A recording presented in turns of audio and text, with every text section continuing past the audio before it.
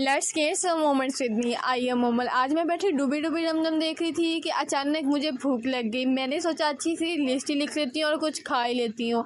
फिर मैंने अच्छी सी लिस्ट लिखी और मैं ले गई सोफ़ी के पास। सोफ़ी कहा बाजी मुझे चीज़ ही ला दो। उसने पहले मुझे इग्नोर मारा, फिर वो एक शर्त में मानी, कहती मानता मैं जावांगी लेकिन मुनाफा लगेगा। फिर मैंने सोफ़ी को जमे इग्नोर मार दिया क्योंकि मुझे चाहिए था मौज खाता। फिर मैं गई मसरूफ़ टॉम के पास, ये मान तो गया और फिर मेरे लिए लेके आया भाग के चीज़।